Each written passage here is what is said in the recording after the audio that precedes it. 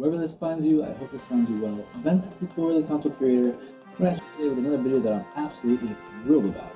But first, let me take a moment and just wish everybody a Happy New Year. I know it's a little late into 2024, and I apologize for the delay. I ended up doing some traveling for the holidays, and it was absolutely fantastic. I went to Brazil, and I actually got to go console hunting. So I do have a video coming up with retro video game console hunting in Brazilian markets in Rio, and complete with maybe even a purchase of an exclusive retro Brazilian console. So if that's the type of thing that interests you, feel free to like and subscribe or comment, anything like that. I absolutely love it, and I look forward to the opportunity to engage with you guys, and I'll let you know when that stuff happens. Plug aside, today's video is really exciting for me, partly because at one point it had been nothing but a dream. If we take you back to 2018, a good friend of mine who was a regular would come in and we would talk about all sorts of things tech related. For the purposes of this video, we'll call him Johnny. And so Johnny would come in and we would discuss things, and one of the things that we discussed was actually the idea of taking a GameCube controller and cutting it in half and figuring out a way to use that as a Switch Joy-Cons. Fast forward to 2024, and two companies have actually produced a Joy-Con, GameCube Joy-Con alternative for the Switch. A shout out and props to Johnny, this one's for you, dude, because today I am bringing you guys the aptly, if not originally named DOYOKY Retro Game Controller, or the DO309, if you prefer. So let's see if this is the ultimate awesome or not.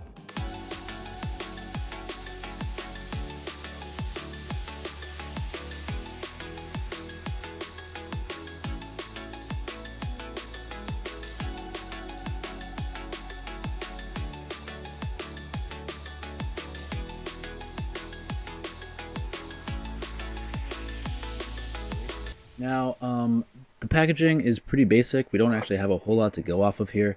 It doesn't even really give a whole lot of the details about the model information number. Now, one thing I will say is that the package has a little bit of a rattle to it. I believe there are extra thumb caps in the package, so we will find out in a moment. But let's get down to the business here and get into a reveal. So here we go. There it is. That is the DOYOKY DO309, or the Retro Game Controller, as it were. Pop this out, and yeah, first impressions are it is a little wider than I remember the Wavebird being, but we can double check that.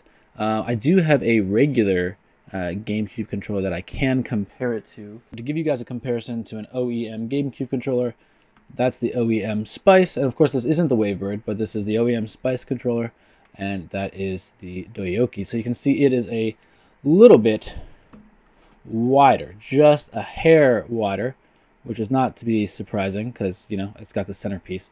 Now, that is one of the reasons that I got the DOYOKY originally, the fact that a single USB-C charges both sides on this puppy, and you don't have to be charging both sides independently. First impressions, I do really enjoy the hexagonal or octagonal gates that you have on the GameCube controller. You can hear the go-arounds there. And as I said, these are Hall effect joysticks, so they are using magnetic connections that are frictionless. They have no connection, physical connection, and so they don't develop stick drift over time or anything like that. Now, I will say, just the first impression, this does feel a little light and a little plasticky. So I don't know, you know, that's not much of a determination of anything in terms of quality or anything like that, but it doesn't have the heft that I was expecting quite. And we'll see how that compares, you know, while it is connected to the Switch as well. We do have swappable buttons here and programmable buttons. Home, camera, of course. There is no NFC on here. Very few people do care about the NFC or the Amiibo support, but if that is something you do care about, this does not have it. And they've actually also added micro switches on the inside, so micro switch paddles, which is pretty darn cool. And they're very clicky, if you can hear those. So we'll do a button test, see what all the buttons sound like.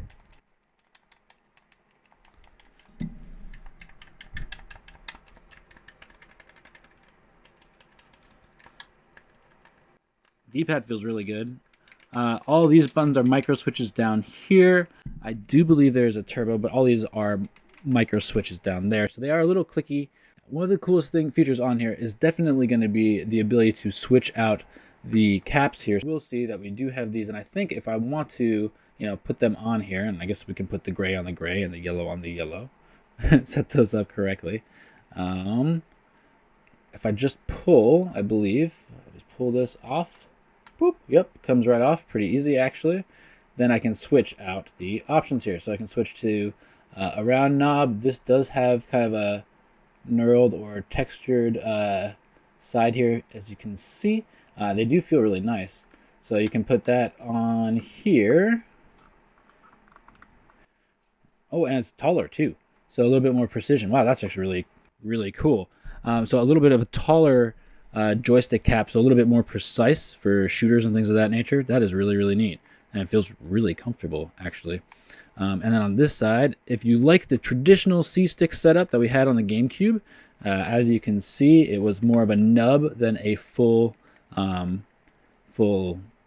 joystick thumb cap, if you will, thumb grip.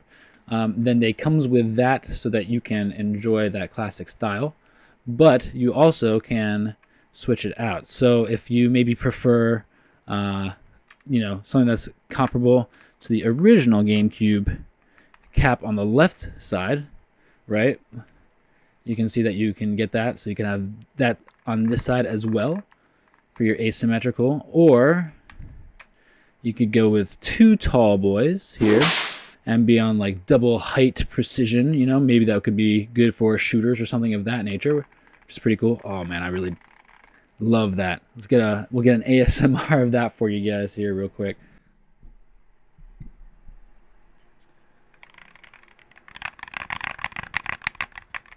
I do love that. So you can go the double talls, or what's kind of cool, should you prefer it, you can go nubs all the way. Double nubbies.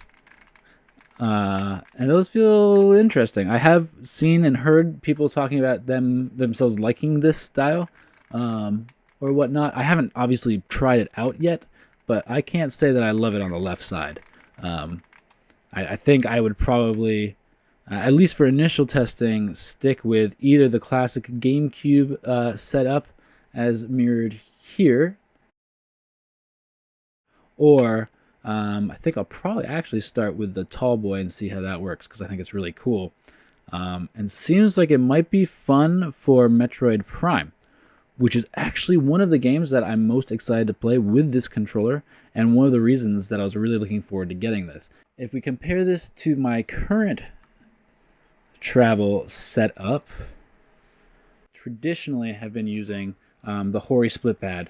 When I'm traveling, I actually have a GuliKit battery pack that goes on the back, and then I have my fantastic Hori Joy-Cons. One thing that I can say about this controller setup is that you can see we do have some interesting blocking here, right? You can see that it's not exactly flush, and that's something that, from what I understand, the DOYOKY does really well. I believe the DOYOKY will be flush on the front and flush on the back, and won't have these weird nubs that kind of prevent this system from being dockable. Let's move on, since this is not about the Hori split pad, but that kind of gives you an idea of some of the Hori split pad features that we'll be comparing to our DOYOKY today. So let's get this stuff out of the way, and without further delay, get into the bread and butter, the meat potatoes, the peanut butter and jelly of this review. So first things first, let's unhook these from our center rail.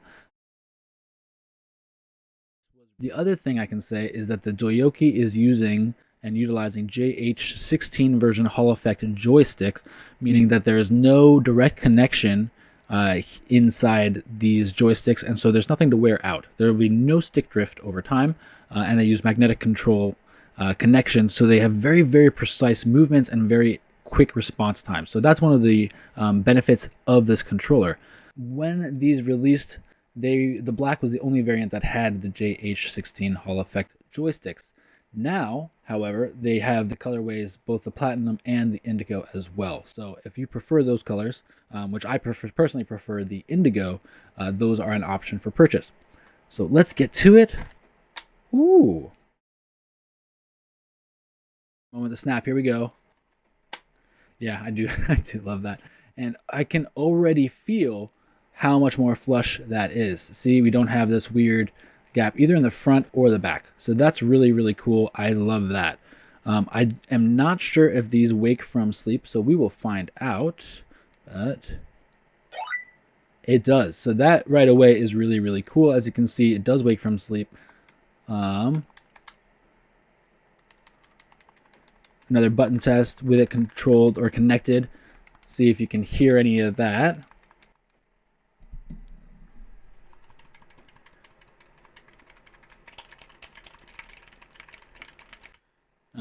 And the reason I do a separate button touch test is simply because sometimes you have the OLED that's going to dampen the sound a little bit. So certainly not too loud. Definitely seems like you could play it in bed next to your partner, things of that, and not be too worried about bothering them, which is always a perk with these. But it feels really, really nice. So we've loaded up Super Animal Royale. For those of you who do not know, this is a super fun, free-to-play, top-down battle royale style game. So kind of think like Fortnite meets Among Us, if you will, in terms of camera style. Whole lot of fun, and it's going to be a great way to try and test out some of the features of this controller. You will notice we have 2 additional buttons on either side here. Those are for mapping and for the turbo functions and for the vibration. I'm not going to mess with the turbo right now, but in terms of mapping, if you do want to map, the mapping is for mapping the back buttons here on either side. I'm going to set my B button to map on my trigger pull here. So to do that, I'm going to hold my map button and I'm going to hit B, and then it vibrates to confirm that that's mapped. And then I think what I might do, because this is a shooting game, is I'm actually going to change my right stick here. I do love the nub, but I want to switch it for something that might be more conducive to a shooting game. So that's popped on there just like so. And that gives me, oh wow, that feels really, really nice. So the things that we're looking for and the things that we're trying to test here specifically, are going to be responsiveness of triggers. I'm going to see how the joysticks feel and react. So with this, we're going to find out. So that's a pretty quick trigger pull. And that's because this is bottoming out pretty quick and that's popping up. So I'm getting pretty rapid engagement. So I really enjoy this trigger. I think this is a pretty good, indicator, good show and test of kind of what this controller is capable of. It feels really comfortable. Again, this is me just hopping in fresh, and it's playing pretty well, and I feel pretty confident that I can get pretty competitive with this setup pretty quickly. So I think that I can definitely recommend this setup for shooting games at the very least. I really like this. All right, so I would say that test is definitely successful. One of the other tests that I think we have to do when we're taking a look at something like this is going to be the docking test. Let's get a dock here. Huzzah, look at that. Funny enough, I have a dock here, just ready for this exact opportunity. And, yep, that 100% docks. We can also actually use them as individual Joy-Cons. So, we can actually now play... That's crazy. So we can actually now play with this as its own controller. And that's pretty awesome. So you can give 2 of these out to 2 people and play 2-player, which is kind of amazing. And then, of course, finally, and not leastly, is going to be the ability to use this as a Wavebird. So if I dock both of these in here, and now we are connected as a Joy-Con controller. So that's really cool.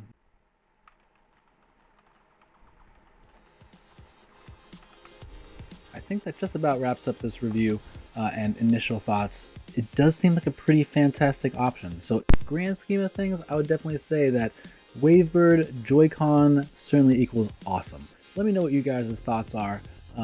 Wrapping it up, this thing has got pretty awesome Hall Effect JH16 joysticks. It's got great trigger pulls that are nice and flush and easy to get off quickly. It has a single charging port to charge both sides, 6-axis gyro, programmable buttons, adjustable rumble, multiple joysticks. I mean, the list goes on and on. So if you have any interest, I'll leave the link in the description below. Feel free to check it out. And of course, this is Ben64, the console curator, saying, remember, the past is present and the future, it's what you make it.